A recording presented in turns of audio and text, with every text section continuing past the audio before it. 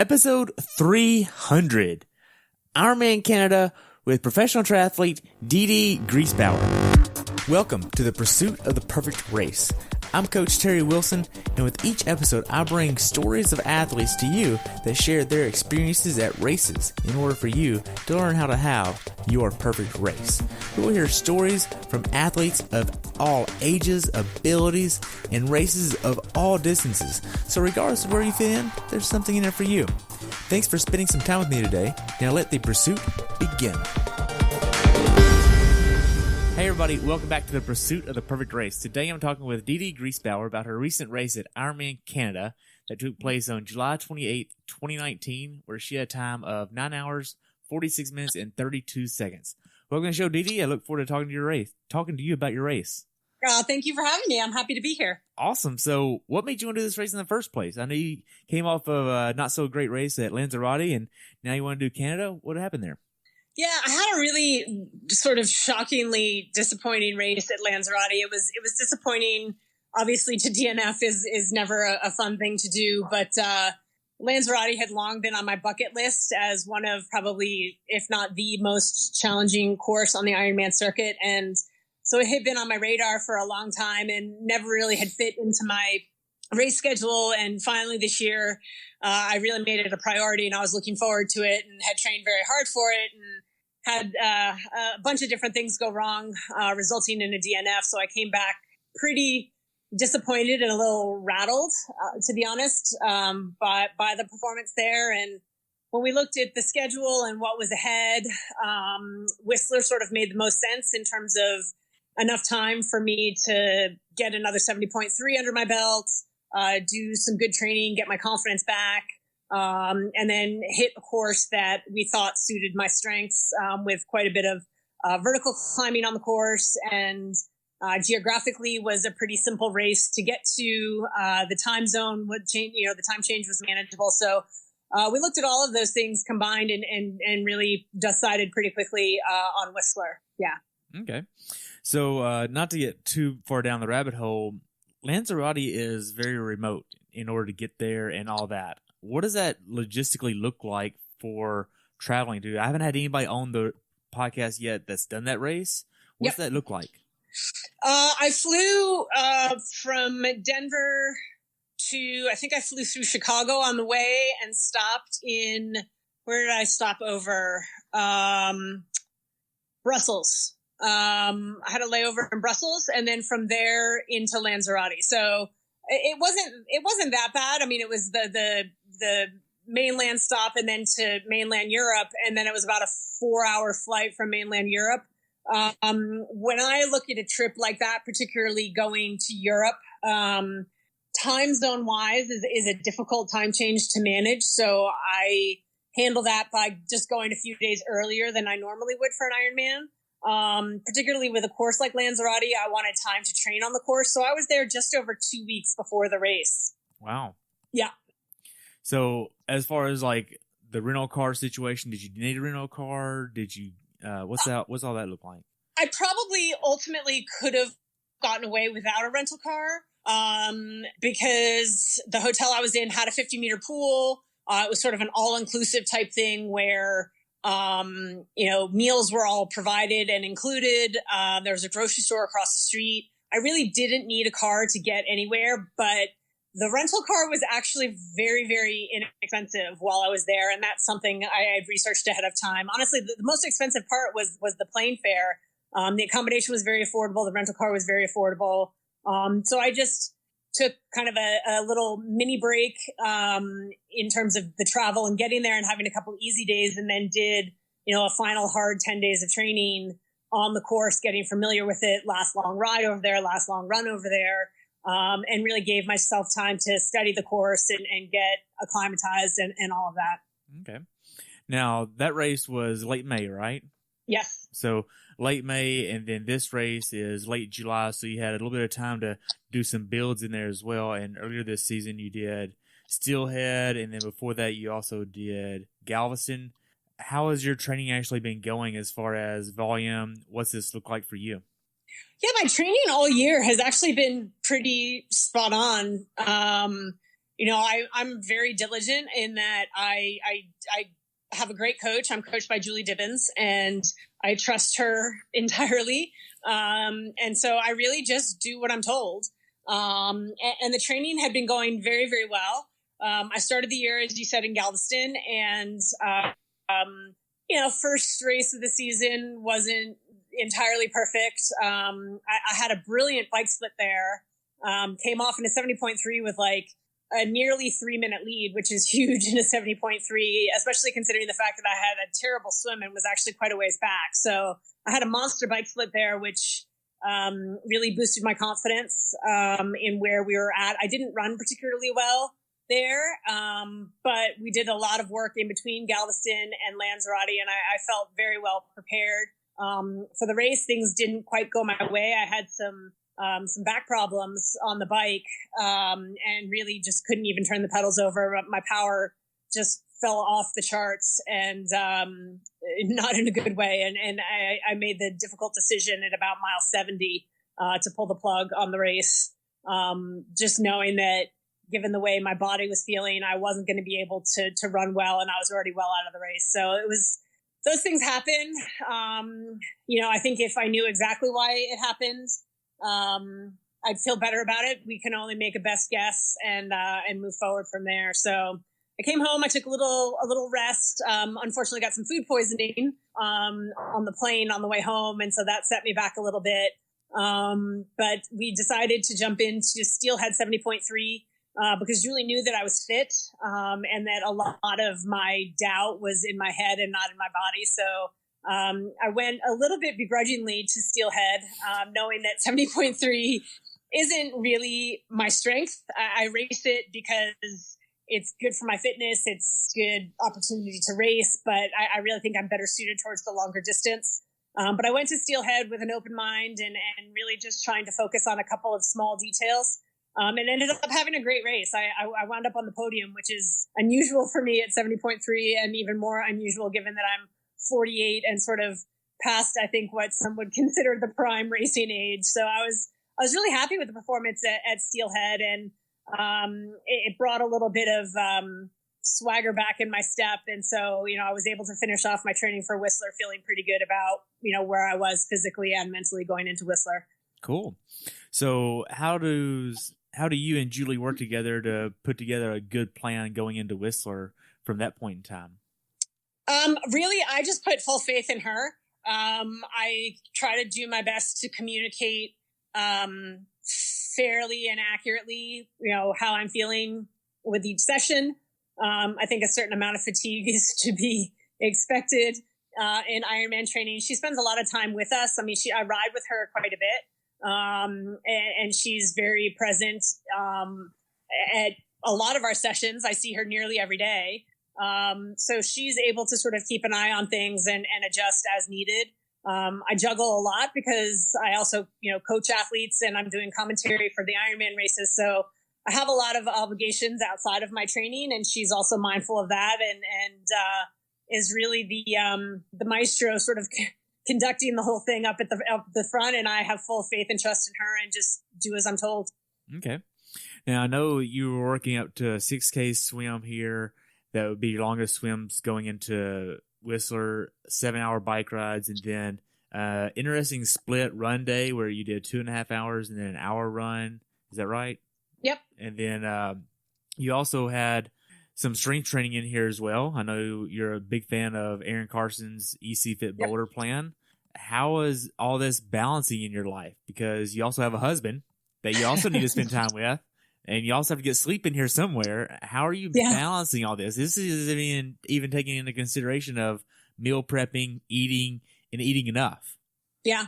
Well, I have, I've worked on and off with a nutritionist who's been very, very helpful in mapping things out for me and keeping it super simple. I'm really lucky in that my husband is incredibly supportive of what I do. He's also a very good cook and enjoys cooking, so he does a lot of the meal prep and a lot of support. Like he'll sag me on my long runs, making sure I'm getting hydration and the calories that I need on the long run days. And Yeah, I mean, we really live pretty simply.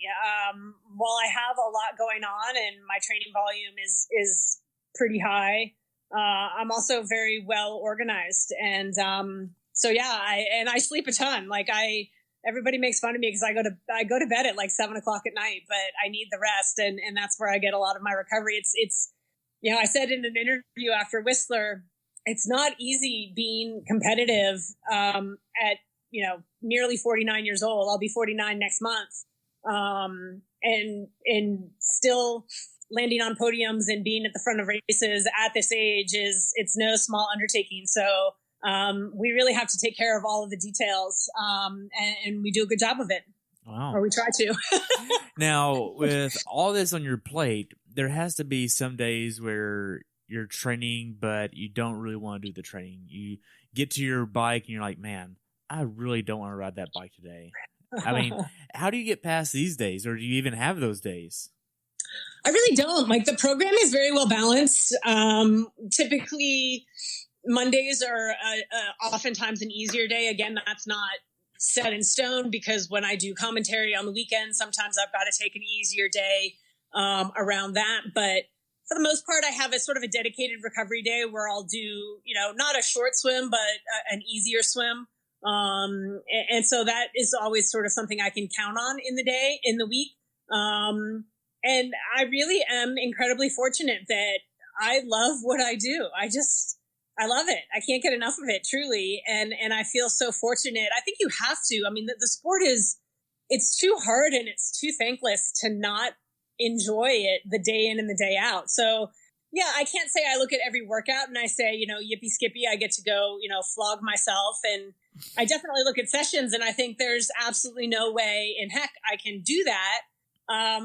But I really enjoy the process of trying. And even if I fail, I find value in the attempt. And I just really, I enjoy the process. I enjoy the day in and the day out, as well as the racing. There's a lot of athletes that I think really thrive on racing and sort of the adrenaline of that aspect of it. But I really enjoy the journey. I enjoy the process of getting fit and approaching a race and covering all of the details that are involved. And I love it. Man.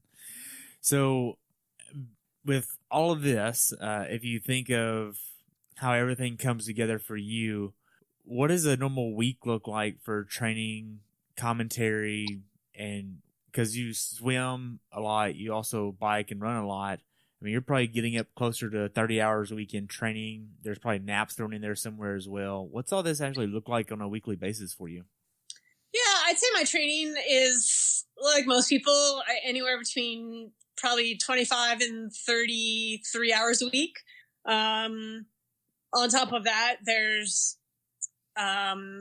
sort of all the prehab and body care and time in the Normatec boots and that sort of thing. So it really is, it's a full-time job, but I very much treat it as a job and try to act as professionally as I can and take care of all of those details. So, yeah, I'm busy, but that's a good thing. All right, man. So, to fast forward a little bit, did you have to do any workouts that you wanted to, from an athlete standpoint, to go into Whistler the most confident? Like you wanted to check this box, and this box before Whistler yourself, or what does that look like for you? Yeah, I think the way that Julie works is we repeat sessions a lot in cycles. So we may do the same session 2 or 3 times in a given block of training. And that's not Julie being uncreative. That's her giving us an opportunity to see improvement. So, I might do a long ride session where I've got, 3 by an hour at Ironman race pace. And the first time I attempt the session, the 3rd hour interval, I struggled and, maybe hit the number, but had to struggle to do so. The second time, I was a little smarter about how I executed it. And did better. And then the 3rd time I nailed it. So that sort of progression and repeating sessions allows us to see improvement. And I think that kind of, once you master certain sessions like that, I think that helps give you confidence. That long double run session I did, the 2.5 hours in the morning and the hour run in the afternoon, I had actually never done that before. And I thought going into the hour on the treadmill in the afternoon, I thought there's absolutely no way. Like, I thought Julie was crazy. I was like, I don't think this is even possible. But I got on and I got warmed up, and I actually felt great. Like, I was down on my treadmill and I had my music going, and I was actually singing along and like having a happy old time of it. So I think you surprise yourself. And I think it's important to keep an open mind going into sessions that, yeah, you can look at it on paper and it looks super challenging. Or maybe you look at it on paper and it seems super easy, and all of a sudden you get into it and you're like, oh man, like this isn't as easy as I thought it was going to be. But it's all part of the process and the ups and downs. And, you know, ultimately training is just getting us ready to race, and the day never goes as planned. So I think having those hiccups in training is a valuable lesson for what's going to happen on race day. Wow. Now, as far as going into this race, what does your taper look like? Did you want to do like a traditional 3-week taper like some people do, or what does this look like for you? It's funny, as I think people assume that, yeah, I guess I don't want to say it's common knowledge, but people say as you get older, yeah, you can still be competitive. You just need more rest and recovery. I've actually found that I'm the opposite. And people were joking, like my squad mates were legitimately joking with me, like, are you going to taper? I held a pretty high level of work right up until race week. You know, I had a 6K swim the Sunday or the Saturday before I left. I had a 3-hour ride, both the Saturday before I left and the Monday of race week. You know, I was a little worried. I was like, am I going to get the rest I really need? But again, I trust my coach, and I think it's easier to put my trust in her sometimes than in myself. So I really do trust that she knows what she's doing. And I felt great on race day. I must say, to me, it felt like the least I've ever tapered in my life, but it worked. Right. I mean, I've heard Julie Dibens a lot. I mean, she coaches Lauren Brandon. She also coaches Matt Hansen. And both of those won Ironman Boulder this year. Like, yep. It's not like she doesn't know what she's doing. She coaches elite people. Yeah. Oh, yeah. So yep. She definitely has the knowledge and understanding behind her. So race week, what does this look like for you as far as traveling goes? Did you drive up there, fly up there? How did you get your bike there? What's this look like? Yeah, I traveled a week in advance. Again, because the course had a lot of elevation to it, I wanted to be familiar with it. And so I traveled the Sunday before. I was there a full week before the race. The travel was easy. I flew to Vancouver with my bike, and then it was about a 90-minute, actually maybe closer to 2-hour drive from Vancouver up to Whistler. So yeah, I got there and sort of got settled the day of travel, and then rode the course the next day, just one loop of it. Easy, just to sort of do some recon. What was your initial thoughts of this course? I loved it. It was fantastic. It is one of the most beautiful places I've ever traveled to for a race. It was spectacularly beautiful. And that was from the time we left the Vancouver airport. Even driving through Vancouver is a beautiful city. And just the drive up from Vancouver to Whistler, I just couldn't get enough. It was spectacularly gorgeous.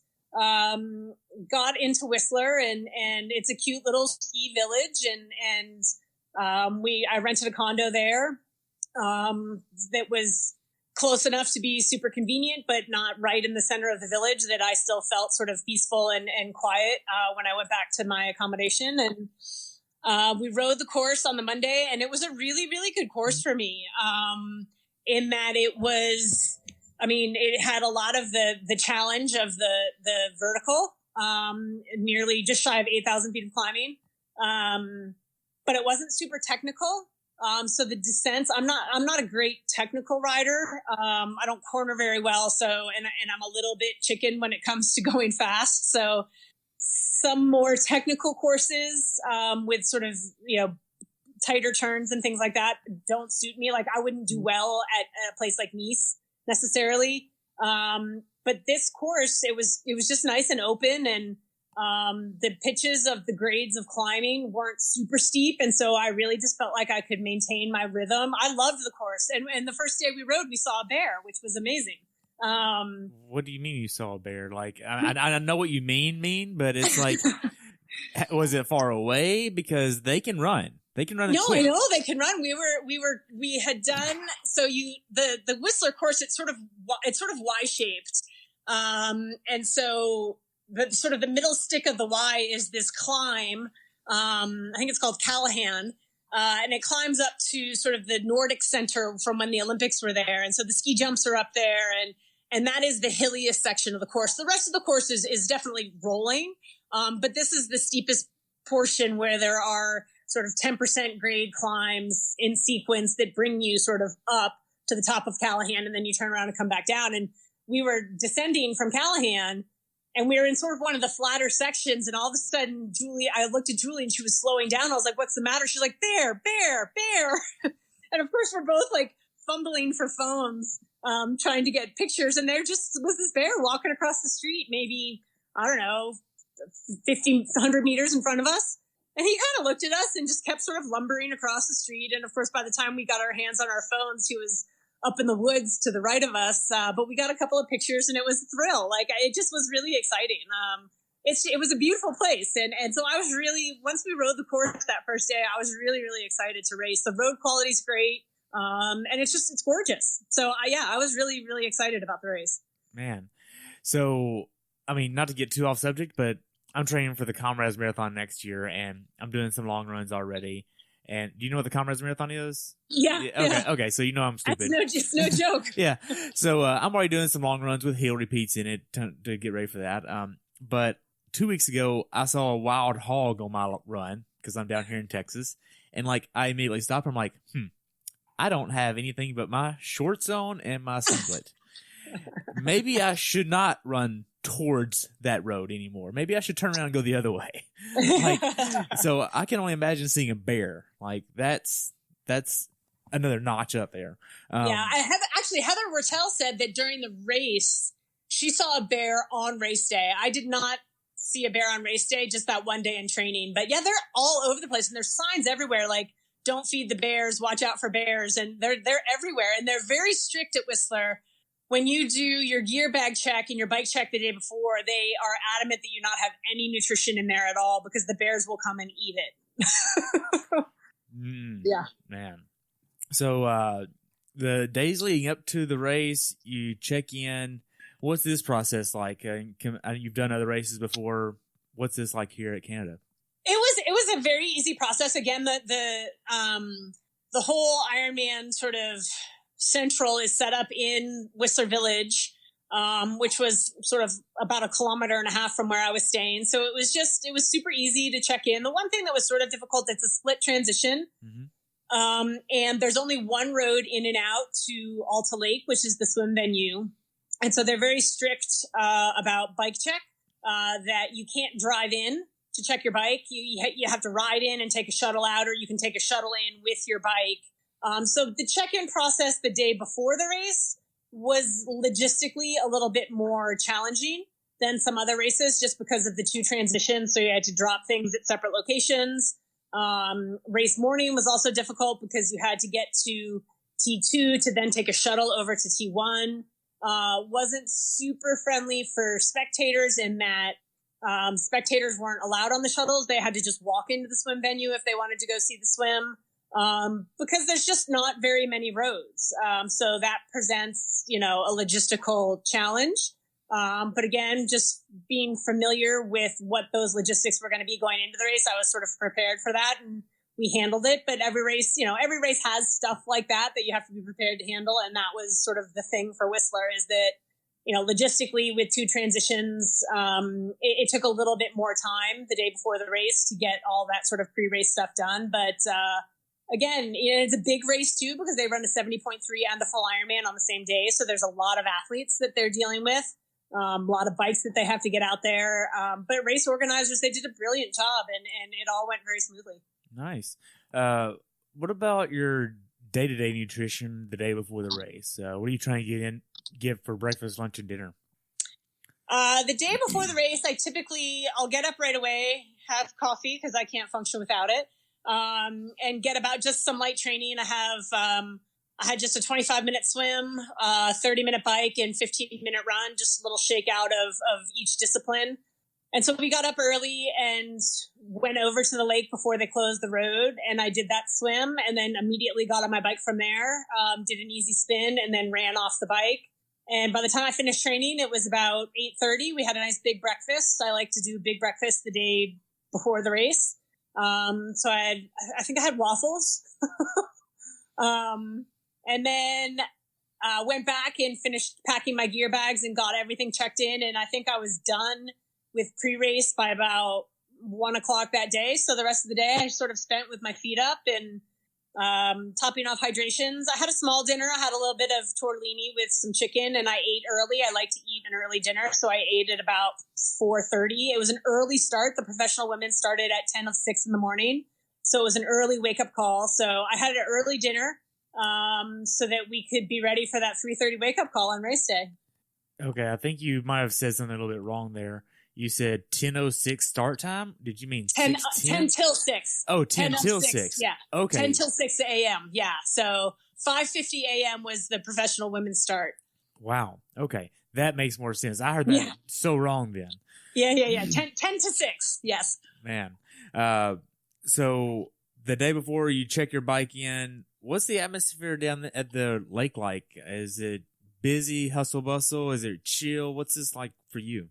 Oh, I got in early. Like I think I was the first pro to drop off a bike, and I think I was one of the first athletes to drop off a bike. In fact, I got on the very first shuttle from the lake back to T2. So almost nobody had checked in. I like to just get things done and keep pre-race stuff as mellow as possible, and spend as little time as possible sort of out of my condo or accommodation. So yeah, I got up early, got my training done early, and then did bike check as soon as transition was open for bike check and got all of that done. And so it was very relaxed. I'm sure later in the day it got a little busier, but that's, again, given the logistical challenges of having to take shuttles to and fro for bike check-in, we wanted to get that done early to simplify that process.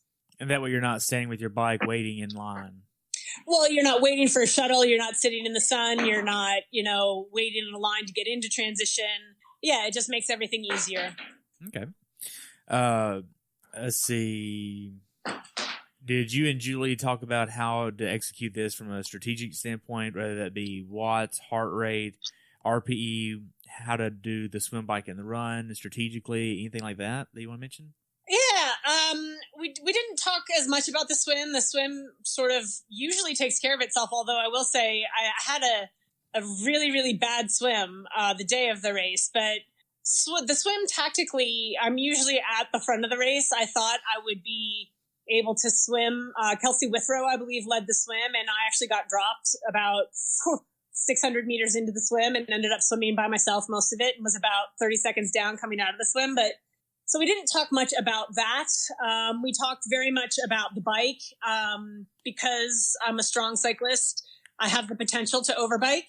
And so I think we spent a lot of time talking about wattage targets. It's a difficult course to peg a wattage number because there is so much undulation. There's a lot of up, there's a lot of down, there's not a lot of flat. So it's hard to say, hold this number because chances are you're going to be 15 to 20 watts over the number or 15 to 20 watts under the number and never spend all that much time at the actual number. So we talked about capping the wattage on some of the climbs and really controlling that and places where I could be more aggressive and potentially put time into people.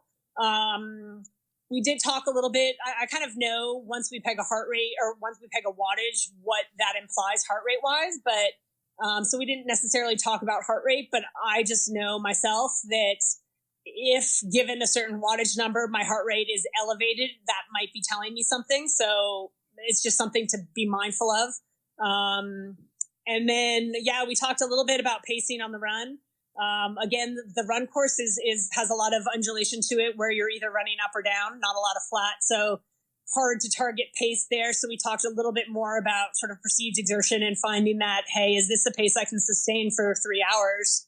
And I guess as it turns out, it was a pace I could sustain for 3 hours, just not 3.5, because I absolutely blew up the last 10K.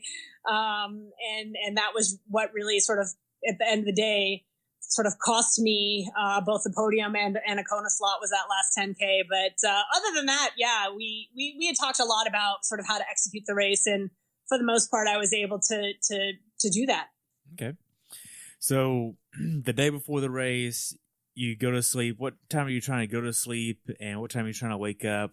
And did you sleep good? What's this look like? I actually did. I slept very well. Sometimes I don't sleep all that well, but the night before the race, I actually did sleep well. We ate dinner, as I said, pretty early. And I got into bed at about 6:00, just to watch Netflix, just to unwind and sort of shut my brain off a little bit. So I watched, maybe an hour of Netflix and actually started getting a little bit sleepy. And I think I fell asleep by 7, maybe 7:30. I did wake up. I woke up quite a few times, but was able to get back to sleep in the middle of the night. And I woke up at 3:27, 3 minutes before my alarm. So yeah, I must have slept well. Gosh. So are you like a crime scene type show watcher, or what do you watch on Netflix? I got back into Homeland. Like, we had watched Homeland on Showtime when it first kind of came out, and then season 2 just got a little intense for me and I got away from it, but I went back and revisited it. So I was sort of binge watching Homeland on Netflix. That's pretty awesome. Yeah, it was a little intense, but it was good. I've never got into Homeland, to be honest. So I have no idea what that's even about. Yeah, it's sort of it's the guy from who's the redheaded guy who starred in Band of Brothers. I forget his name. Oh my gosh. He's also in Billions. I just really like him as an actor, and it's Claire Danes, and it's sort of a national security CIA type terrorist. I don't know. It's good. It's intense. It's a little crazy. It was good. It was a good distraction. Man. So you get up at 3:27 on race day, or 3:23, 3:27, and then you get up, get ready. What's your morning ritual like before you head to the race venue? It's actually pretty easy for me. I wake up, I have a little bit of coffee. I'm a infinite nutrition user, so I do all liquid all day on race day. So breakfast consists of just drinking a water bottle, which is pretty easy to do. So that makes that easy. There's not a lot of prep involved there. Just a few scoops in a water bottle and off I go. So yeah, we got out of the condo pretty quickly. We were out before 4. Drove down to transition. My husband was able to park easily, which was one of the things we were worried about, just with so many athletes in the race, and limited parking. And then, he had VIP status, so he was able to get on the shuttle over to the swim start. And yeah, we were on one of the first buses over there, and, got my bike stuff together, put my nutrition on my bike, and got my nutrition into my gear bags. Did a little jog warm up, and then got my wetsuit on, got in the water, did a little swim warm up, and then we were off and rolling by 10 of 6 in the morning. Nice. So, in between all this time, what's the atmosphere like in transition? Like, because you have 70.3 athletes that could be first timers versus Ironman first timers, Ironman professionals like yourself. What's all this like? Because there's so many people racing at different levels, and what's this like? Yeah, it was a little bit different in that regard, just because of the 2 different start times. So the 70.3 athletes don't actually start their race until all of the Ironman athletes are essentially out of the water. So a lot of the 70.3 athletes aren't even arriving until the Ironman athletes are essentially in the water. So there's sort of this sort of steady flow through transition all morning. So it never felt all that intense. The morning went surprisingly sort of quickly. I had about an hour to sort of address all of the bike setup needs and all of my warm up and all that sort of thing. And I wasn't all that focused on what was going on around me, just really trying to stay focused on taking care of myself and making sure all of the details were settled before I started the race.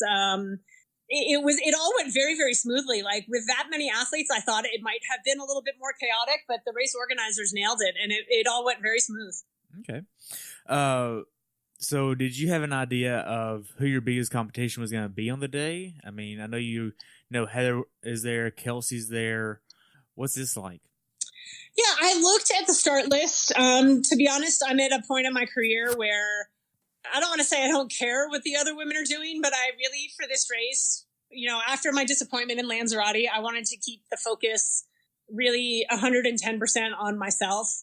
I think as athletes, we tend to say that a lot, but maybe not execute that as much. And really going into this race, I had looked at the start list because I was curious who might be around during the swim, who might be around during the bike, but really did not pay any attention to what anybody else was doing all day long. I really kept the focus on myself. I thought maybe, I thought Kelsey Withrow was a good swimmer. I thought maybe I would swim with her. I think Heather Wertel had a great swim for her. She may have actually even led out of the water. I had a pretty bad swim and was a little bit back. And that was a little frustrating for me to start off the day that way. And I was a little down on myself, but once I got on the bike, I actually felt really, really good. And I caught the leaders pretty early on and was really careful to not overbike. Like I came out of the swim frustrated that I hadn't swum better. And the knee-jerk reaction would be to sort of, bike like hell to catch back up. But I really tried to just watch my power meter and be patient and stick to the plan. And I caught back up to the leaders and went by Kelsey in the first hour, caught Heather very shortly thereafter and rode with Heather for a little while. And then I started feeling really good. So I just went. And so I led for most of the middle part of the ride. I think Heather probably came back by me with about 15 miles to go in the bike. But yeah, things went really, really well. I know Heather's a super strong rider and I know she's a very smart rider. So sort of keying a little bit off of her in terms of not overbiking that first loop, I think it was helpful for me. So I watched my power meter and again, when I caught Heather, I thought, well, just stay here. Heather's smart. And then I was like, Dede, ride your own race. Don't get caught up in what Heather's doing. And that's really what I did. Okay. So, back up a little bit, from the time the gun goes off, what does the swim actually look like and feel like for you? I know you said that you got dropped by Kelsey. You weren't able to stay on her feet as much as you'd like to. What's the water like here? What's the atmosphere like in the water for you? What's this actually feel like, and what's the experience like for you? Yeah, it's a pretty straightforward course. It's a rectangular 2-loop course with no exit. So I actually like that. We stay in the water the whole time. There's no Australian exit halfway through the swim. So it's a long rectangular course, 700 meters out, 100 meters across, 700 meters back, roughly. And I got off to a good start. I had a body length lead at about, 50 to 100 meters in and thought, okay, well, maybe I'll just end up, leading the swim. And then Kelsey came back around me. And about 200 meters later, Heather came back around me. And I was really just not feeling very good in the water. And the two of them, the pair of them ended up dropping me.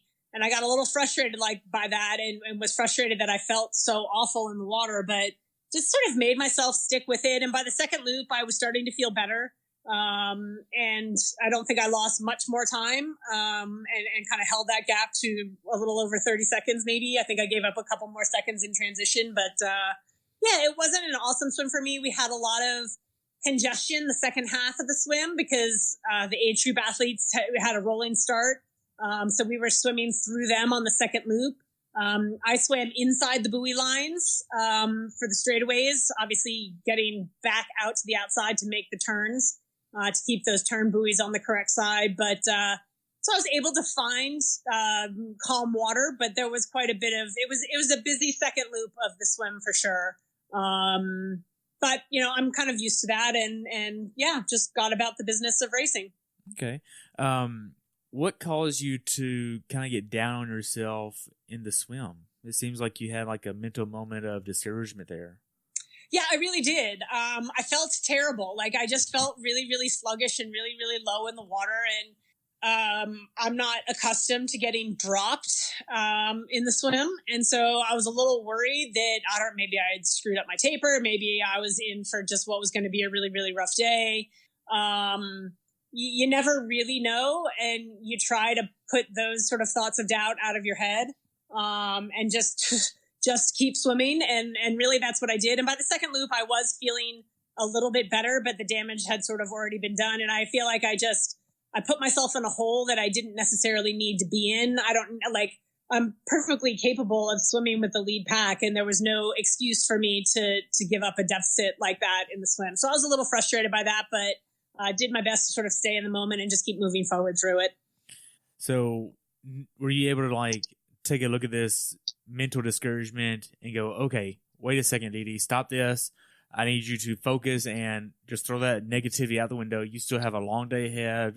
What was the thought process here? Yeah, it was very much that. It was very much of, you can't get back the time you've already given up. And by dwelling in the fact that, you've given up 30 seconds to a minute in the swim isn't going to help you on the bike. Like, I just needed to put the swim behind me. And as soon as I got on the bike, focus on, starting to get my calories in and making sure that power meter was reading the right number and making sure the effort was where it needed to be and all of those other things. And luckily, as soon as I got on the bike, I actually felt quite good and the numbers came easily and I felt very in control and thought, okay, it was just a bad swim. You can put it behind you and everything's going as it should on the bike and was able to sort of shake off the swim and just, get back to racing. Okay. Now, with the swim, you come out in 54 minutes and 11 seconds. And for you, this is not a great swim. No. But I feel like we have to preface that with you've been swimming 6 days a week for years, and you've also been swimming since high school. So swimming is your forte in a sense, right? Well, technically, I've been swimming since I was 3, but yes. Okay. So you've been swimming your whole damn life. I've been swimming for longer than most of my competitors have been alive. So yeah, it's a lot. We have a joke on my squad that I think we've done the math and I would have swum around Earth by now and maybe on my second loop around the planet in terms of my swim volume lifetime over the course of a lifetime. Wow. Yeah. It's a lot of swimming. So, you know what it looks like to see a black line forever and ever and ever. Got it. Exactly. Yeah. Yeah. Man. So now then you get to T1, you spend 2 minutes and 15 seconds in here. Is there sand at the swim out here? No, it's a rocky beach. So when you're in the water, like as you're running out of the water, it's fairly rocky underfoot. I think there may have been a little bit of a beach, but you step almost immediately after about 10 feet, you step almost immediately onto grass. So it's a grassy surface. It was a little muddy in some sections.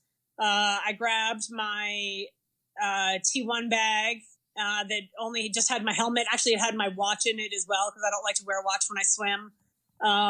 And so I grabbed my helmet and just started getting, ready in transition, got the wetsuit off in the change tent and shoved it in the bag and ran out. It's a pretty long transition because you run through both the 70.3 transition as well as the full Ironman transition. So the pros were racked right by the bike out, arch. And so, yeah, that was a bit of a long run. And I saw my husband there and he looked at me and said, good swim. And I gave him a look as if to say, no, actually, that really wasn't a good swim. So we exchanged some looks there and I ran out and jumped over the bike and got on the bike and biked off. Okay. So with this, I mean, you're not really wasting any time here. You're really just streamlining everything. Do you feel like you left any room on the table in T1? No, not really. I mean, I think you can always be slightly more efficient, but I think for Ironman racing, I'd rather take an extra 10 seconds in transition, making sure everything is as it should be, rather than sort of rush through there. And yeah, maybe I get through 10 seconds faster, but I don't get my helmet strapped properly, or I fumble my visor and end up dropping it. Like, I think it's more important to be careful than necessarily fast. I don't think that those seconds over the course of an Ironman matter quite as much. So I like to be a little bit more careful. So I think, all things considered, yeah, transition was okay. I probably wasn't the fastest, but I probably wasn't the slowest. Right. Yeah. So talk about the first 10 miles on the bike. What's this look like and who's around you? Are you nailing your cadence, getting your shoes on your feet the right way? What's this look like for you? Yeah, I had a little bit of a debate for this race because the mount line, from the mount line to like at the very start, you go up a fairly short but steep little hill. So I actually had contemplated not clipping my shoes onto the bike as I normally would in T1, and actually running with my shoes and putting them on my feet and then getting on the bike. just to be able to get up that hill more efficiently. But I practiced it both ways the day before the race at the mountain line to see which one was better. Turns out they were both sort of equally ungraceful. Ungraceful. Does that mean there was some falling involved? No, there wasn't falling, but it's really awkward to try to put your shoes on while you're holding your bike. And I didn't want to run with my shoes because the transition was really muddy. And so I knew I wanted to, like, if I was going to put my shoes on first, I had to run with them to the mountain line, somehow hold my bike while putting my shoes on, and then get on the bike and clip in and go. The alternative was biking up this hill with your feet on top of the pedals, and then during the first little downhill segment, getting your feet in. And it's sort of a twisty, turny road along the lake there. So I had practiced it both ways, and neither one seemed like a surefire winner. So I just went with what I normally do, and I left my shoes clipped in, and I got in well enough. Again, probably not the most graceful, but also not the least. I didn't fall, and my shoes ended up, my feet ended up in my shoes, and I was pedaling, so it was fine. But it was something I thought of certainly the day before, just seeing that mountain line and how it was situated, and that it was a short, steep uphill before you got onto the main part of the road. So that was, again, something just to think about pre-race. Heather's husband, Trevor, was there supporting Heather. And also he was doing some stuff for Ironman, helping, with the live blog, getting splits and stuff. And so he gave me a split at like mile 2 that I was about a minute down. Which, again, I didn't try to react to. I just sort of filed it away as good information to see the next time I saw Kelsey and Heather, how much time I would have eaten into them, by that point based on the minute deficit, and really just got about to work, settling into pace and getting on my nutrition. Okay. Now, when does the real hill start? Because there's damn near 8,000 feet of gain here. When does the first real hills come into play here? Probably distance-wise, I don't exactly know. Time-wise was about 30 minutes in. So you have 30 minutes before you have to really start grinding some hills. Yeah, about 30 minutes. Yeah. So this is probably right around the 10-mile mark. What's this like going up these first hills? Were you around people? Were you being escorted by some motorcycles? What's this like for you?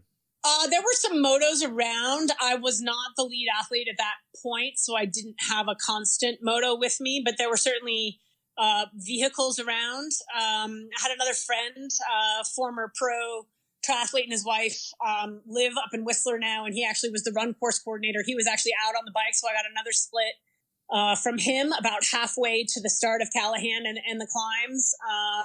I was mostly on my own, which was fine. I kind of prefer that just so I can get into my own rhythm, my own groove without any distraction of somebody else. So that was all fine. I started to climb up Callahan. The climbs, I really liked it because it wasn't, I think it's a 12-kilometer section where you're going essentially uphill, but it comes in chunks.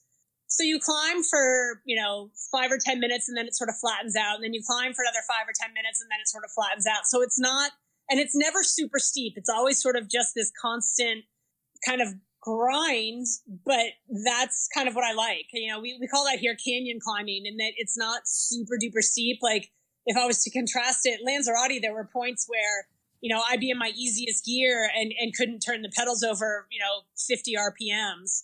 This is definitely that. Like the steepest climb is probably a 10% grade, which is just really a manageable climb. Like you can climb it seated, you can stand if you want to, but you don't have to.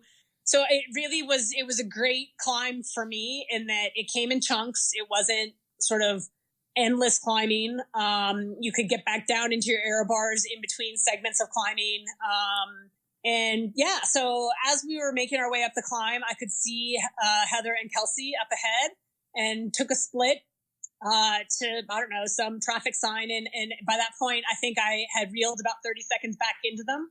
And by the time we got to the top of the climb, I was able to pass Kelsey at the very start of the descent. Heather's a very, very good descender, so I could see her still up ahead. But by the time we got down the descent, I had sort of closed that gap and was with Heather basically from then on. Wow. About what mile marker do you think this was? Well, if you do the math, if you call that 10, probably maybe 20 to 25 miles. Okay. So about 50, 60K in. Yep. Okay. So from then on, what's the rest of this bike ride look like? Because you still have over half of the bike ride left. Do y'all pretty much stay together for the remainder? Is that what I'm hearing? No, really not. At that point, we were sort of at the base. Like as I said, it's sort of a Y-shaped course. So right. we were at the base. We were at the base of the Y. So down by Daisy Lake. Yeah, exactly. We were down at the southern tip down by Daisy Lake, and by that point, I was sitting behind Heather and riding pretty comfortably, and sort of made the decision at that point to kind of go by her.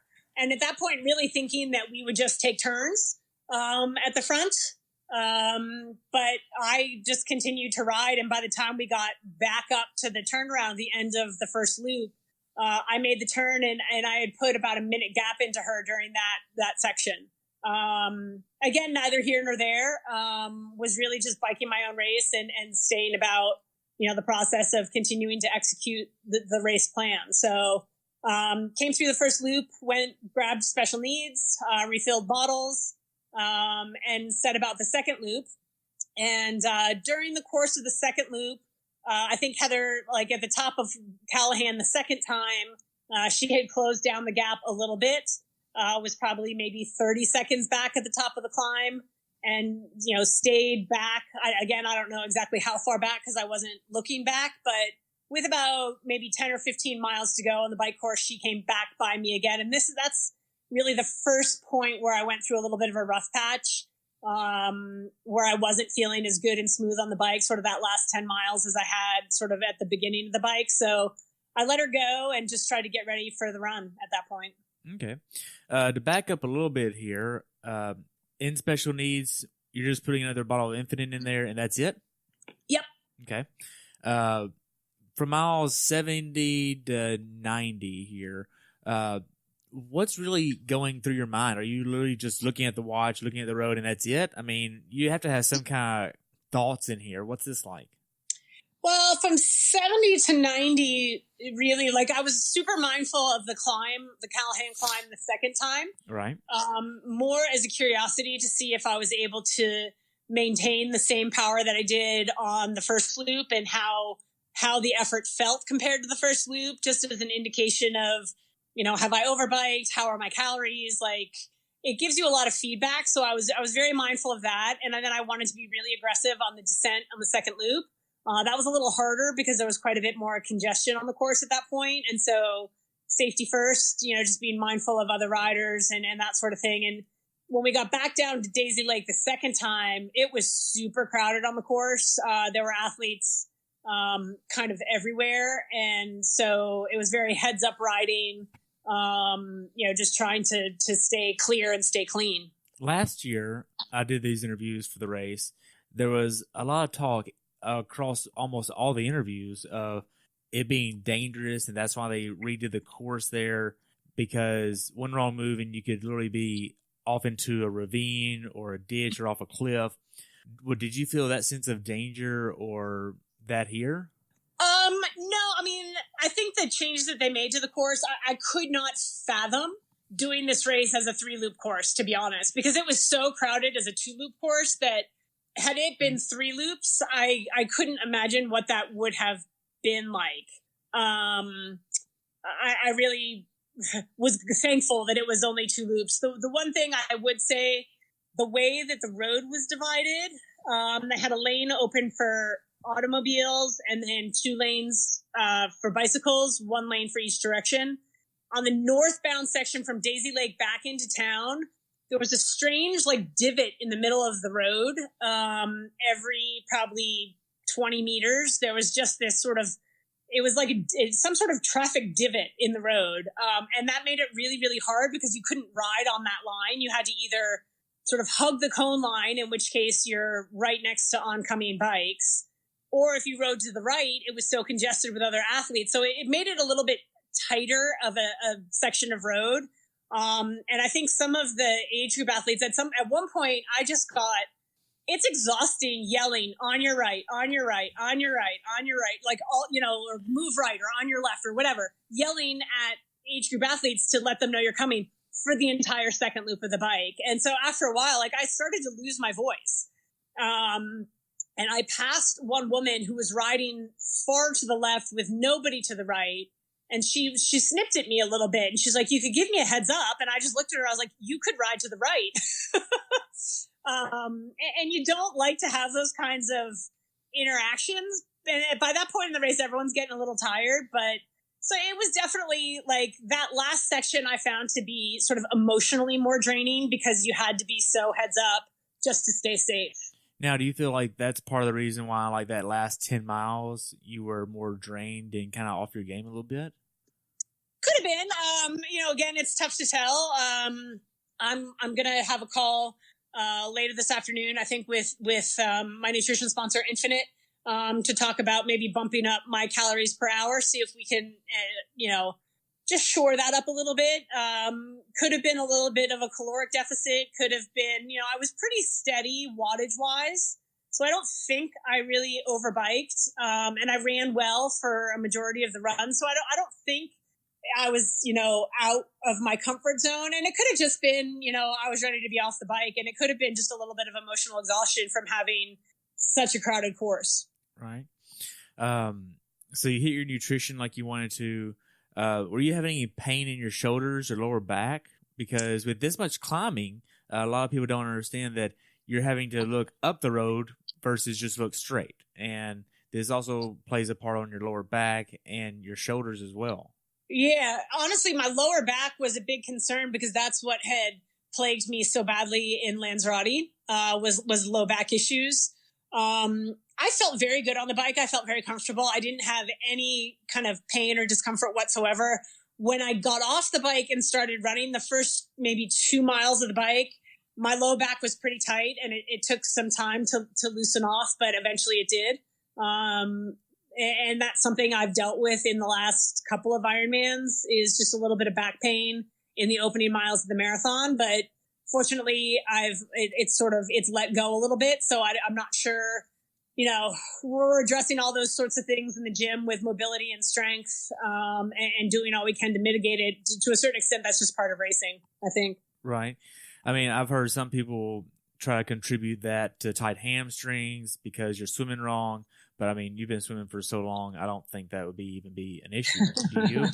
I really don't. Part of it is, I think, a lack of open water swim training is a message I try to hammer home to the athletes that I coach.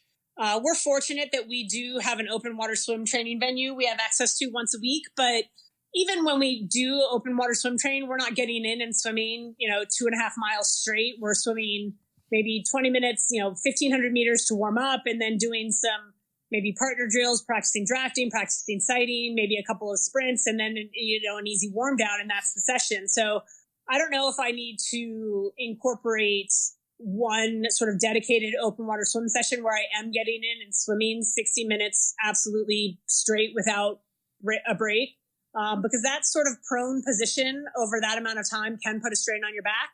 I didn't feel back pain on the bike this time, so I'm not sure that the swim was a contributor. And again, I think it's just fatigue. It's a long way to go. And those are the things that you're going to deal with, periodically, I think, over, different points in the race. Right. So tell me about some tips or some advice that you would give first timers that are doing this race in the future. I was shocked, to be honest, how many people were walking up Callahan on their bikes. Really? Yes. And let me say this, I love Ironman in that I think it's so fantastic that professionals and age groupers are sharing a course on the same day. And I think it's one of the great things about our sport. And I'm so inspired by so many of the athletes that I see, but it upsets me to see, there must have been, I think on the second loop when I was overlapping with age group athletes, and this is both Ironman athletes and 70.3 athletes, how many athletes were walking at that point in the race. And for them, they're 15 miles in and they're already walking their bikes. So I think for first timers doing this race, and again, Whistler is no more, it's going back to Penticton, right. But I think the Penticton course is equally as challenging. If you know you're going to a race that's going to be really, really hilly, I think you need to practice riding your bike up some hills, and be mindful of your gear selection. If you train in a place that's very, very flat, you might want to go in and talk to your bike mechanic about a different cassette for race day, and giving yourself access to some easier gears to help you get up those hills. But be familiar with the terrain that you're going to encounter on race day, and train as specifically for it as you can, and make your equipment selection as specific as you can for that type of terrain. That would be my best advice for someone tackling what will be Ironman Penticton next year. I agree. So on that note, what cassette did you use? I used an 1127. Okay. Yeah.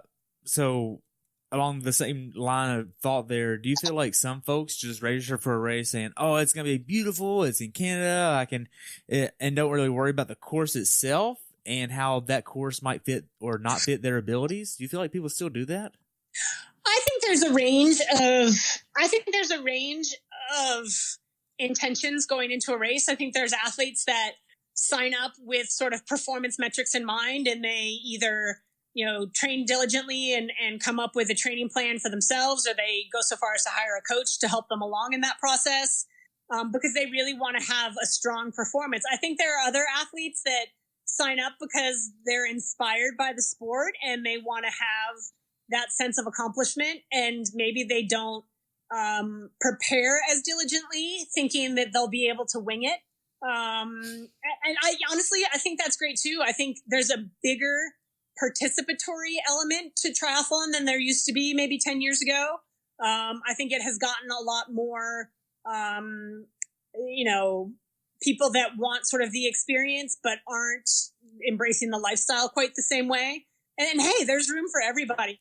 But I think that might, explain some of the varying abilities in terms of bike handling and levels of preparedness, for the course, is that there are just people out there that want to have a good time. They want to pay the entry fee. They want to see a beautiful place and try to make their way around the course that might not have prepared in the same way that others may have. Right.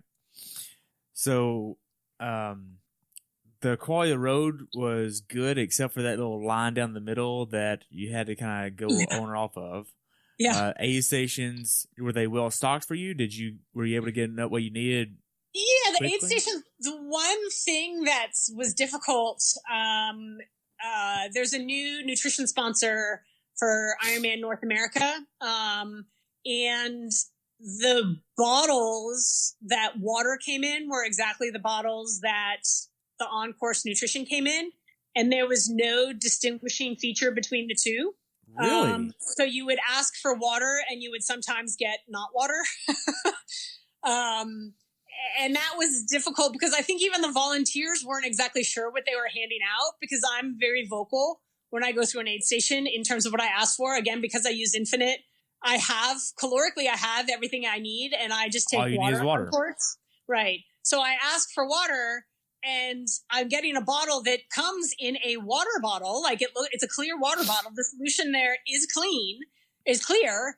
And then I go to dump it in my front bottle and sip on it and discover it's not water. So that was a little bit of frustration. And they had experienced that at the 70.3 in Victoria. And their solution for it was that the volunteers were going to wear different color shirts. They were going to use blue for water, red for the electrolyte drink, and green for food. But at the aid stations, they did not have multicolored shirts on. So it was a little confusing, both bike and run. A couple of times I grabbed a cup saying I wanted water. I did take Coke on the run as well. So a couple of times I asked for Coke and got something different. So again, that's part of it. Those are just the little hiccups that you take in stride and, can't let get to you. Right. So after the last 10 miles on the bike, you get to T2. You're in T2 for 2.5 minutes, just over that, 2:34. How does T2 go for you? And did you do anything to start preparing to start running on the tail end of the bike, as far as a higher cadence, lower cadence, easier watts, higher watts, anything like that? Yeah, I definitely, I backed off my watts, but part of that was just, I think, a little bit of fatigue, and that I wasn't feeling as sharp in the last 10 miles as I had in the beginning. So I was careful not to force it. I could have forced a higher wattage, but knowing that the run was coming, I was just content to let the power be the power and keep biking the same feel. I do try to increase my cadence a little bit, but again, the topography of the course makes that a little bit difficult to do. I tried to sort of top up my calories, make sure my bottles were empty when I got off the bike, so that I had all of the nutrition in me that I needed to start the run. Into T2, it was super crowded because you had 70.3 athletes finishing. So there's a bit of a bottleneck. I had to wait maybe 10 seconds for a volunteer to take my bike, because there were so many 70.3 athletes dismounting at the dismount line. But again, you have to be patient. You can't let those little things kind of get to you. So I handed my bike off, grabbed my bag. I did change out of my race kit, which is something I've never done before. Really? Yeah. I wasn't sure, how my stomach was going to feel, to be honest. And so just having shorts on as opposed to a full zipped up race kit, with the new rules, in terms of the zipper rule and, your top flapping or not flapping. I thought if I have to stop and use a bathroom on the run, I don't want to worry about having to pull my kit back up. So I actually unzipped and took off my race kit and just raced in a still a kitted, like it had my sponsors on it and my own way manufactured it with all the proper logos. But I raced in a bra top and a pair of own way shorts. Yeah. Wow. So a full change. Well, not a full change I would call it. I took the kit off so that my shoulders were no longer covered. I didn't put a fresh bra top on. The bra top stayed on, but yeah, I took from the waist down. I basically took the kit off and just slid a pair of shorts on. So it was a very quick change. The kit peeled off very, very easily. I don't feel like I sacrificed a lot of time in doing it. And I was hoping to get back in terms of potential comfort if I had to stop on the run to use a porta potty. Right. I mean, 2:34 there is pretty quick. I mean, at most you might have lost. I mean, Heather had a 2:08, and that's very competitive with changing. Like, you did a lot in that amount of time. Like, you didn't waste any time. Yeah. And that's with that 10 seconds delay. I took off my race kit. I put on socks. I put on shoes. And I was sitting in a chair, and it was quite busy in the change tent. And, the pros were sort of used to, we get into the change tent, and typically we're the only ones in there. And it's empty. Because it's empty. And so all the volunteers, they swarm around you. They're like, what can we do? Do you want sunscreen? Do you want ice? Do you want water? Can I give you a foot massage? Like, they're so great because they're so excited that they're finally getting to volunteer. Like, the athletes are finally starting to come in, and that's a big thrill for them. So they're just all about it. And I got in there. There were so many 70.3 athletes in there. I was like, all right, well, I just took care of myself. I dumped everything out of my bag. I was going about the business. And there was a 70.3 athlete sitting next to me on a chair. And I'm changing and doing all this stuff. She looks at me. She was like, why isn't anybody helping you? I just laughed at her. I was like, oh, I've done this before. I'm fine. But it was funny. It was comical. So it was a little sort of busy in there, but I got the job done and headed out and made eye contact with my bike escort, because the top three women had bike escorts. So sort of raised my hand so he could recognize that I was the one he was supposed to be following, because again, I was coming out with a sea of age group athletes in the 70.3 course. Gave him a wave and we set out running. Man. So at this point, what place were you in? Second. So Heather was already in front of you. Did you have an idea of who was behind you and by how far? I had no idea who was behind me and by how far. I had been very specific with my husband that I did not want splits, just along the mindset of I really just wanted the focus to be on myself, because I can only do what I can do out there, and what the other women are doing is almost irrelevant. There's nothing more I can do other than my best. And so I wanted that to be the focus. So I had gotten a couple of splits to Heather, I think, coming out of T2. But again, it had no impact on me. I wasn't elated. I wasn't depressed. It just almost didn't even register, because I just knew I had to do my best out there, and what the other women were doing was completely irrelevant. Okay. So you head out of T2. How does the first few miles feel for you? I mean, are your legs turning over like they want to, or? No. Part of that is the course. I will say, once I started running, my legs felt fine. I felt like I had done the job on the bike and not overbiked. And I felt like I I had matches left to burn on the run for sure. But the first 2 miles of the run course are up some pretty steep hills. And so it was a tough opening couple of miles of the marathon. Like I got splits on my watch and thought, oh gosh, like I was over a minute per mile slower on the opening 2 miles than I wanted to be overall. And again, that's more to do with the topography than I think my physical ability at the time. But they did not, it's not a friendly way to start the marathon. That's for sure.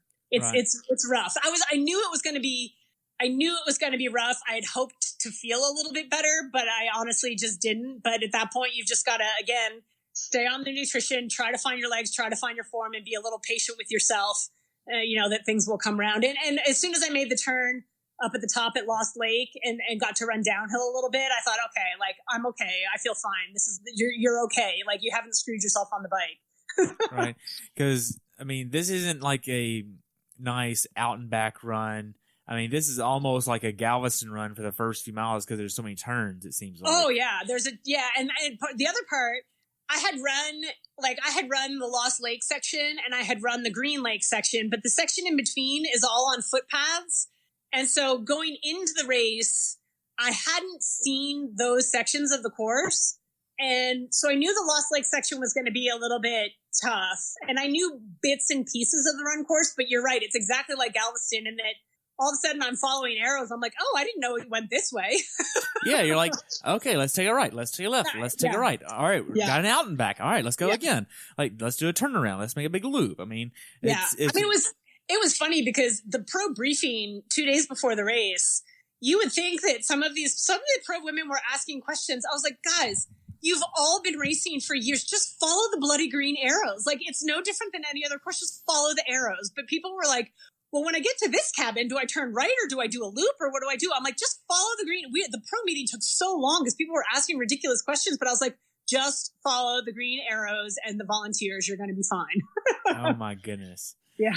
So now just to kind of, if nobody's seen the elevation chart, basically the first 3 miles, I would say, are almost up and down hills. And then after that 4th mile, it seems like it just has this nice swooping downhill for like 4 miles. Yeah. And then you have a sharp little kicking hill that's probably about 200-300 feet up. That's probably about a quarter mile, I'm assuming, somewhere in that range. And then you basically rinse and repeat that whole thing 3 times. Yes. How does that big downhill go for you? Does that help your legs? Because that takes a lot of the quads. Yeah, it does. But for me, it really helped me find my rhythm. It helped me pick up my foot speed a little bit and open up my hips. And I really found my form during that section and was, getting more favorable splits from my watch and thought, okay, like, you've got this, like, you're running well. And so it helps the confidence to start off on the marathon feeling like you're running well, like minus the first couple miles that are really tough. I felt like I had my run legs and that felt good. So at that point, I really was just mindful of finding that sort of all day pace. Is this pace sustainable for 3 hours? Can you run this pace for 3 hours? And it's sort of, I kept repeating that to myself sort of through that section, that downhill section on the first loop. Like, it feels good now, but it's not going to feel good on the second loop. So put it in your pocket, like put those good feels in your pocket for when you need it on the second loop. And I really did well controlling that section. And even when I made the turn at the far end of Green Lake, I think that's what it's called, because it's green. I felt good. So that uphill section, you reverse it and all of a sudden you realize you've got 4 miles to run essentially back uphill into town. Mm-hmm. I still felt really good through that section and I had my energy and I felt like my form was good. And it was when I started the second loop and that little Lost Lake loop back out there that I started to feel a little slippery, like, oh, my energy doesn't feel good. I'm not turning over quite as well. And I struggled at the start of the second loop, but again, you get that nice juicy downhill section. So I felt like I'd come round again. I was like, okay, I had a little bit of a down, like all day you're just battling ups and downs. You've got sections where you feel great. You've got sections where you feel terrible. And it's about weathering the sections where you feel terrible. And And so that start of the second loop, I felt really, really terrible. But I got it back together again. So you sort of celebrate that. You're like, okay, I got it back. Like, that wasn't forever. That was just a little slip. And I felt really, really good. And I think I was still, at that point, I was still holding second. I think it was halfway down to Green Lake where Jen Annette made the pass and I moved into third. That might have been at about 16, 17 miles or so. Right. Just a little over the halfway mark. Yeah. So, and I still felt okay at that point. And for all of the race, if I'm being honest, I hadn't thought about Kona. Like, to me, to qualify for Kona would be a gift. Again, not, to beat a dead horse, but I'm nearly 49. And so to qualify for Kona would be historic. No one's ever done it at this age. Natasha Bodman raced there at 50, but she raced on a wild card. So for me to qualify for Kona at this age would be historic. And that's something that's pretty exciting. But it's not something that it's not like that was my only goal coming into Whistler. It would have been nice, but it wasn't something I was counting on. So, even when Jen passed me, at that point, I was still sitting on a Kona slot because Heather had made it public that if she were to get a slot, she was not going to take it. And there were 2 slots available for women. Right. So even when Jen made the pass, I was still sitting on a Kona slot and still sitting on the podium. And still honestly feeling pretty good. I knew that Kelsey was running well. I didn't really have splits. I thought I still had maybe 7 minutes to Kelsey. But I made that last turn at Green Lake and started running back. And with 10K to go, I ran into some sort of steel plated brick wall. It was awful. I felt terrible. I was shoving calories in my mouth and anything with caffeine in it to just try to keep moving forward. But I definitely entered the Ironman shuffle phase of the marathon and really struggled to get it back. And that last 10K, I mean, that cost me another slot. That's where Kelsey passed me, on the last segment heading back into town, maybe with 4 miles to go. And I was powerless to do anything about it. At that point, I literally was just trying not to walk. And, I made it to the finish line and I held off, 5th place and managed to hold on to 4th. And, I won't lie. I'm going to think about that last 10 kilometers for several months to come. But, so not to make a bigger discouragement here, but what was this like being passed by Kelsey? Because, I mean, for me, I'm trying to put myself in your shoes, and that had to be hard emotionally to take that hit, because that's your Kona slot. That's another race that you want to do. It does mean something, even though there's really no expectations for it. It still means something. Yeah, it means something, but I'm still racing. Like, I'm still in the race. And so because Kona wasn't necessarily an expectation for me. Yeah, it's a desire and it's a goal, but any race, there's a ton of goals. Like, there are multiple goals within a given race. So I really just, at that point, if there's anything I could have done, believe me, I would have done it. It was disappointing, but you've just got to keep racing, right? I mean, you've just got to keep racing. The race isn't over yet. And so I just really, by that point, was doing everything I could do to keep moving forward and not give up, 4th space.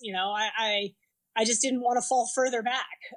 So I just was trying to triage at that point and manage the best I could. Okay. So for people that are doing an Ironman in the future, what's some advice that you would give them for an Ironman course similar to this, especially on the run? Again, I think studying the course ahead of time and knowing what sort of conditions you'll face. If it's a hilly course, you better go out and run some hills. If it's going to be very, very hot and humid, you'll want to prepare for that. If it's going to be colder, you're going to want to prepare for that. So I think the more specific you can get with your training relative to the type of course you're going to face, the better off, you're going to be. Practice things as you would on race day. That's being specific with your nutrition. If your plan on race day is to use the on-course nutrition while you better darn well train with that. If you're going to be self-sufficient and carry your own nutrition, then make sure you do that, in training. That's really my best advice. Okay. So, the last 800 yards, you're going to finish in fourth. What's this like instead of taking the sign to go to the second loop versus going to the finish line? Because that point of the race is so magical. It's like all of a sudden you are done. It doesn't really matter if it's a mile or if it's a half mile or even 800 feet. It doesn't really matter. It's magical when you cross that section. What's this like for you? That's the funny thing about Whistler is with a kilometer to go, which for most courses is when you let yourself start to celebrate and smile a little bit that you've made it, you've done it. But with a kilometer to go, you actually run up a really big hill. Thank you. Yeah, and they told us this in the pro briefing. They're like, yeah, we're kind of nasty. You'll run up a big hill. You make a right-hand turn. You can see the finish line. But instead, you make a left-hand turn, do a little loop through the village, pass an ice cream shop, which, of course, you want to stop at, and then come back out into the finish chute. So the last kilometer, you're basically running a circle kind of around the finish line, but you can't quite get there yet. And there's quite a bit of uphill in it. So it was a little bit – I'm glad I was prepared for that because when I saw the finish line, that's when you sort of want to let your guard down and just sort of relax a little bit and acknowledge what you've accomplished and lament what you haven't, but you let yourself feel all the emotions. And I saw the finish line. I was like, nope, you still got to do that loop. Gosh. So it wasn't until about maybe 300 meters to the finish line that you make that turn down the red carpet. And by that point, I was looking over my shoulder to see if Jody Robertson was coming because I'll say it again, the last 10K was a death march for me and it was a real struggle. And I just wanted to make sure I was able to hold her off. So I had super mixed feelings at the finish line. I think any finish line for me at this point in my career is worth celebrating because it's such a process, just keeping my body healthy and keeping myself competitive at this age. So the fact that I was able to contend for a podium and battle for a Kona slot, I think I have to give myself credit for that and feel accomplished. I have to feel accomplished that I overcame the disappointment of Lanzarote and that I continued to stay positive and believe in my training and believe in my ability to race well. I have to take that as a positive. It is bittersweet, though, to know that Kona was right there and that minus that last 10K, I'd be going to Hawaii right now. Man. So you've done a lot of Ironmans. You've done a lot of events in general, swimming events growing up, triathlons now. What is something that you've learned across all these races that is some knowledge that you'd like to give to somebody else? It sounds like a can of baloney, but the fact of the matter is you learn more from the hard days than you do from the good days. And it's a bitter pill to swallow when you have days that don't go according to plan. But I'm a much smarter athlete because of the adversity that I faced throughout my career than if things kind of quote unquote always went my way. So I've had a lot of ups and downs in racing. I've had a lot of ups and downs in training. And you learn more from the days that don't go your way than you do from the days that are spectacular. So, don't take the bad days to heart because you end up being smarter for them. Okay. So, after you finished the Ironman here, what'd you do next? What did I do next? I'm not entirely sure. Things got a little fuzzy for about a half hour after the finish. My husband was there. We went into medical for a little bit. But I really didn't want to stay there because I wanted to keep moving a little bit because you just start to stiffen up. I did some post-race media. And then we went to a restaurant in the village and I had a glass of wine and some fried pickles. Fried pickles. Yeah. Yeah. Man. I couldn't eat all of them, but they actually tasted really, really good. I don't know, the salt and the pickle and the fried, I don't know. It just tasted really good to me. Like when you've been drinking sweet and sugar all day, to have sort of salty like that was really sort of tasty. Man. Yeah. So looking back on this race, how prepared do you think you were? Oh, 100%. Yeah. I think I was as well prepared as I could have been. I don't think, at this point we manage my training, not necessarily in terms of, I do absolutely as much as I can do while staying healthy. So for me, it's, going forward, it's how much more work can we do that's not going to jeopardize my health. Right. In terms of, breaking down. And that's a big part of why I do so much outside of swim, bike, run, gym, foam rolling and prehab and rehab and stretching and all that stuff outside of my training, so that my body can withstand the training and stay healthy. And that's something that it's got to be part of my training. And the nutrition goes into that as well. Just covering all of those details. I think when I was a younger athlete, I could get away with a lot more. I could get away with coming in from a session and maybe playing with my dogs and, having a shower and then coming down to get something to eat. Now I'm in the door.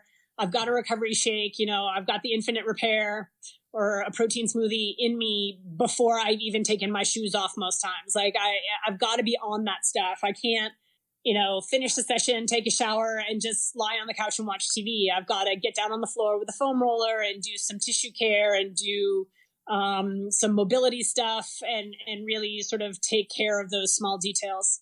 Man. So I know you're going to be talking to Infinite later on today about increasing the nutrition a little bit. Do you feel like that's one of the things that you're going to take away from Ironman Canada this year is, okay, that last 10K, that was my Achilles heel, and how are we going to prevent that in the future? Yeah, a little bit. I'm definitely, that's one of the things that, based on what I'm currently doing, I can easily play around with and see if that can help. Change either the blend of the carbohydrate that I put into my custom drink, or just, increase the calories and maybe change the blend a little bit. They're the smart ones when it comes to that stuff, which is why I'm going to consult with them rather than just sort of do it. Right. And so that's one thing. And another thing is just going to be to play around a little bit with the run training, see if I can get some more run volume in and do some more sort of super long runs. Just to build that durability so that I don't sort of break down in those closing miles. Yeah. When you say super long run, I take that as anything more than a marathon. What do you mean by that? Well, I think for Ironman now, of course, you're training for, the comrades and some crazy run stuff. But I think for me, anything longer than 2.5 hours on my feet is going to be sort of a super long run. And so for me, that's going to be anything longer than 20 miles. So, and whether I do that as a split run, and do as I did for this build, but do it a couple of times where I do a 2.5 hour run in the morning and an hour run at night, or whether I do a couple of 3-hour runs.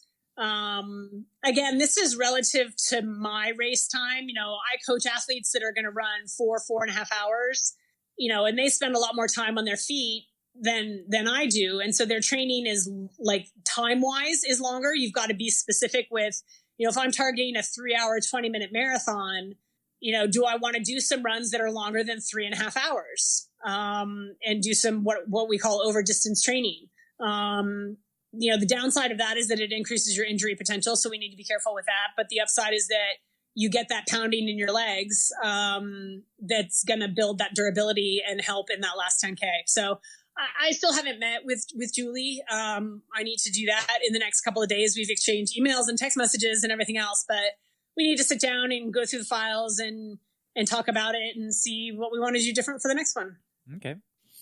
So, Dede, we covered a lot about your race. Do you have anything else you want to add about this race? No, I really enjoyed it. Like, I'm sort of sad that it took me as long as it did to get to Whistler for the race. I thought it was brilliant. I thought it was really well done. I think what could have been a chaotic mess with so many athletes racing and so few roads available, I think was really brilliantly organized, and what a spectacularly gorgeous place. So, thank you to the Whistler community for putting on the event, and sad to see it go. But from what I hear, Penticton is every bit as spectacular. So I might have to add that to the list for next year. That's pretty awesome. So looking forward, what's next for you? To be determined. I've got another Ironman this year. I'm not 100% sure which one that's going to be. I've got I've got an idea, but I need to work out some logistics first with other obligations for commentary and otherwise. So again, I'm going to meet with Julie this week and we'll make a plan. Okay. So, you've been racing for a while. I think you've been to Kona twice, if I researched right.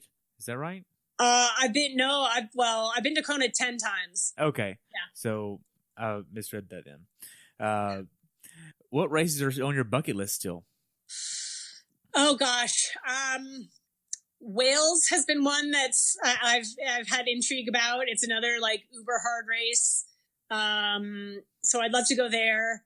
Some of the Australia races, I've had really bad luck in Australia. I've had 3 times where I've been on a start list. One of those was a DNS. I didn't get to start. I had a stress fracture in my back. One of them, I got food poisoning and was a DNF, and one of them, my disc wheel broke, and that was also a DNF. So I've had 3 starts in Australia and no finishes. But there's some great race courses over there. So I'd love to get back to Australia maybe again in my career. Racing in Europe is certainly a lot of fun. There's such super fans over there. They really embrace the sport, and the crowd support is unbelievable. So yeah, there's still a lot I want to do. I don't know how much time I have left, but I'm going to make the most of the time that I do have left. That's pretty awesome. Like, I've heard so many good things about Europe and Australia. Yeah. Man, so you have a website, you have Instagram, Facebook. How can people follow you? Yeah, my website, like social media, sort of taken the place of my website. My husband it was on his honey-do list was to redo my website, and he got about halfway through it. He's still working on that. So any web designers out there that want to help me out with my website, it needs a little fresher upper. But yeah, Instagram and Facebook are where I'm most active, and I'm just at Dede Griesbauer on Instagram and Dede Griesbauer on Facebook. Nice. So do you have some pictures I can use for this race? Yeah, I can send some along for sure. Awesome. So to wrap everything up, I only have one more question left, and that's, what's your definition of a perfect race? I'm not sure it truly exists, because even when I've had great races that have gone smoothly and I've executed the plan 100% and won the race, I think you cross the finish line and within an hour start thinking about the things that you could do different. And that's what I love about Ironman. It's such a long day that it never goes perfectly. And there's always ways. It's like golf. There's always ways you can be better. You can always be better. And that's, I think, what I love about it is that you can keep tinkering and keep studying and keep trying to execute differently and prepare differently, in pursuit of perfection, but you'll never get there. And I think that's awesome. Right. Well, Dede, this has been truly amazing. I want to thank you again for your time. I've enjoyed this time with you today, and I look forward to following you in the future. Well, thank you for your time, and thanks for having me. You're welcome. You have a good day, okay? You as well. Thanks for tuning in today. I hope you were able to learn something from today's episode. If you enjoyed the show, please take a minute to leave a review on iTunes or share it with a friend. Be sure to subscribe so you never miss an episode. If you'd like to see pictures from this athlete's race, learn more about who I am, what I'm doing, or be on the show yourself to share your story, check out my website at CoachTerryWilson.com. Until next time, continue the pursuit.